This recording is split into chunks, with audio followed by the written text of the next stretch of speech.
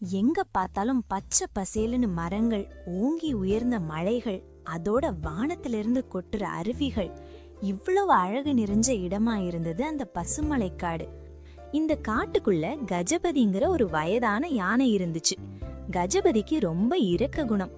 காட்டுக்குள்ள யாருக்கு உதவி தேவைப்பட்டாலும் ஓடி போய் செய்யும். ஒரு தடவை காட்டுல தீ பிடிச்சு மரங்கள் எல்லாம் எரிஞ்சுச்சு. அப்ப எல்லாரும் பாதுகாப்பான இடத்தை தேடி ஓடுனாங்க. ஆனா நீலுக்குருவியோட பொண்ணு மிட்டு மட்டும் அந்த தீல மாட்டிக்கிட்டா. அப்போ நீலுக்குருவி கத்துச்சு, காப்பாத்துங்க, காப்பாத்துங்க, உதவி, உதவி. தன்னோட உயிரை பத்தி கூட கவலைப்படாம மிட்டுவோட உயிரை காப்பாத்துச்சு. ஆனா இப்ப அதுக்கு வயசானதுனால முன்ன மாதிரி உதவி செய்ய முடியல. கஜபதியோட நிலைமைய பார்த்து சில பறவைகளும் விலங்குகளும் அதை கேலி செஞ்சு சிரிச்சாங்க. ஆனா இதுக்கெல்லாம் மனம் தளர மாட்டா நம்ம கஜபதி. கஜபதி ஒரு நாள் காட்டிலிருந்து நிறைய பழத்தை பறிச்சுட்டு வந்து நீலு, ஜோஜோ, காக்கி இப்படி எல்லா பறவைகளுக்கும் கொடுத்துச்சு. அப்போ அந்த வழிய நரனும் கரனும் வந்தாங்க. என்ன கஜபதி, பழங்கள் எல்லாம் பறவைகளுக்கு மட்டும்தானா? எங்களுக்கு எல்லாம் கிடையாதா? கஜபதி நமக்கு வாயிலேன்னு நினைச்சுதாரோ என்னவோ? இப்படி நரனும் கரனும் சொன்ன உடனே கஜபதி கூடையில இருந்து 2 பழத்தை எடுத்து கொடுத்துச்சு. 2 பழமா? இது யாருக்கு பத்தும்? அப்படின்னு சொல்லிட்டு கூட நிறைய இருந்த பழத்தை 2ம் தூக்கிட்டு ஓடிடுச்சு. இத பார்த்த நீலுக்குருவியும் ஜோஜோவும் நரனையும் கரனையும் திட்டுனாங்க.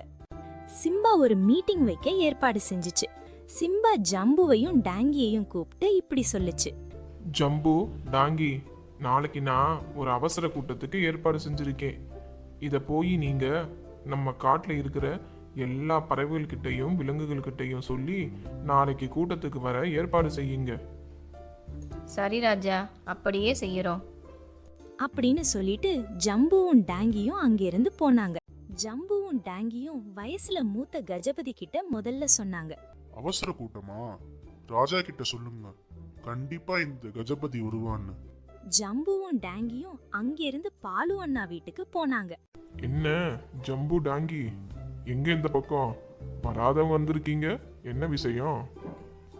பாலு அண்ணா, நாளைக்கு நம்ம ராஜா அவசர கூட்டம் வச்சிருக்காரு, நீங்க கண்டிப்பா வரணும் அப்படின்னு சொன்ன உடனே பாலு அண்ணா வர சம்மதிச்சாரு. அங்கிருந்து ராஜு அண்ணா வீட்டுக்கு போனாங்க.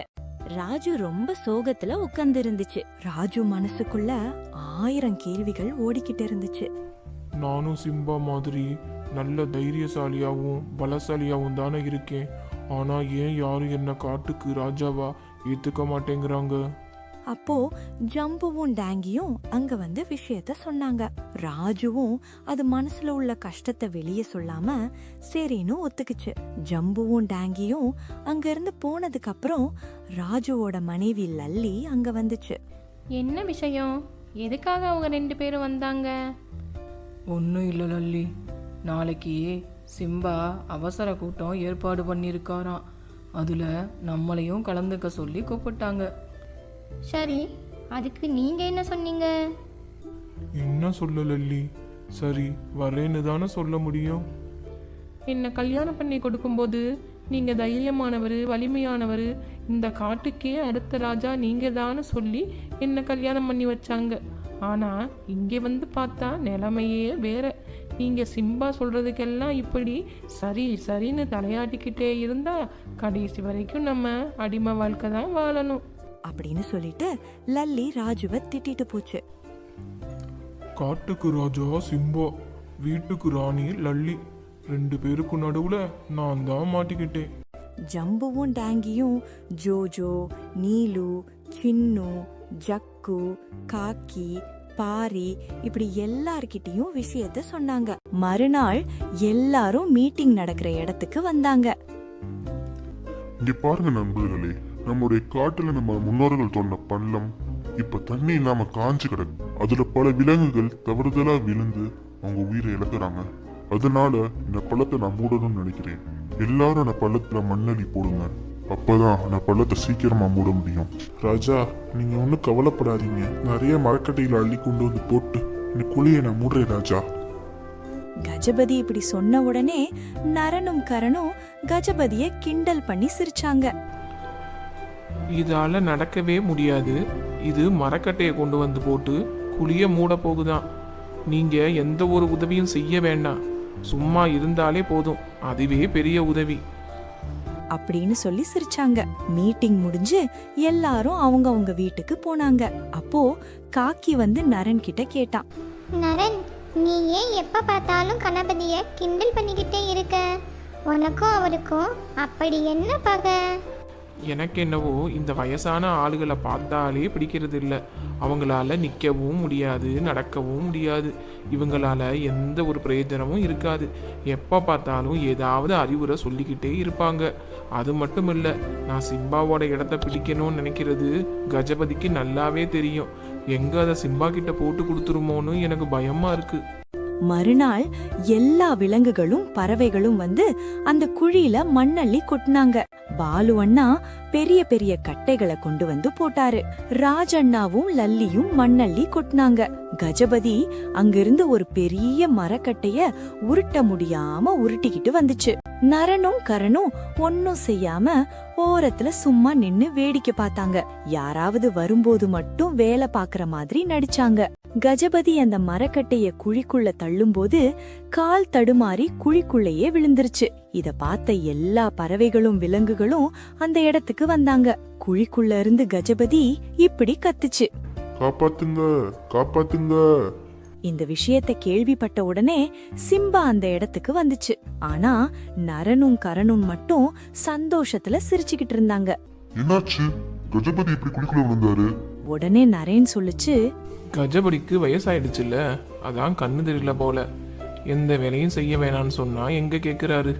விடுங்க ராஜா, அப்படியே குழிக்குள்ளேயே கிடக்கட்டும். நரேன் இப்படி சொன்னதும் எல்லா பறவைகளுக்கும் விலங்குகளுக்கும் கோபம் வந்துச்சு.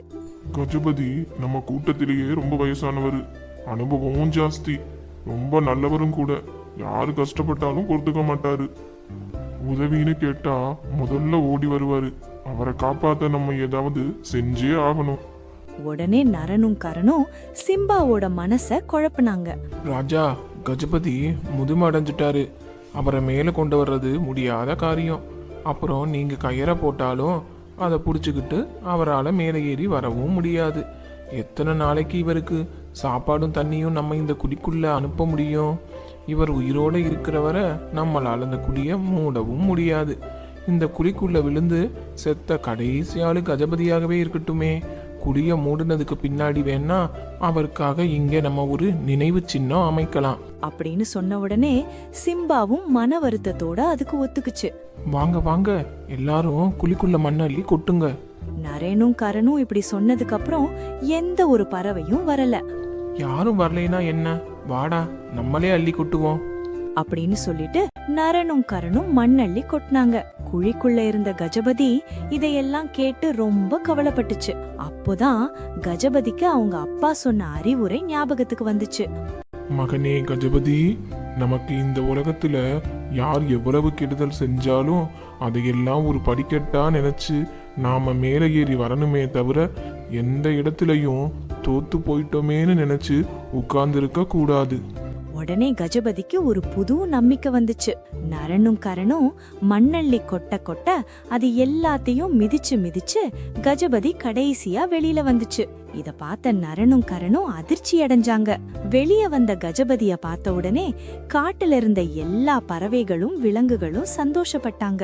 சிம்பாவும் கஜபதிய பார்த்து பெருமைப்பட்டுச்சு. அப்புறம் சிம்பா இப்படி சொல்லுச்சு, நரன், கரண், பாத்தீங்களா? இதுதான் நம்ம கஜபதி. கஜபதி தான் நம்ம கூட்டத்துக்கே வலிமை. சிம்பா இப்படி சொன்னதும் நரனும் கரனும் தலை குனிஞ்சு நின்னாங்க. அப்போ கஜபதி சொல்லுச்சு, பரவாயில்ல, விடுங்க ராஜா. நாம எல்லாம் சேர்ந்து மூட வேண்டிய குழிய நரனும் கரனும் மட்டும் சேர்ந்து மூடிட்டாங்க. அதுக்காக அவங்கள பாராட்டுவோம். கஜபதி இப்படி சொன்னதுமே மற்ற பறவைகளும் விலங்குகளும் நரனையும் கரனையும் பார்த்து சிரிச்சாங்க.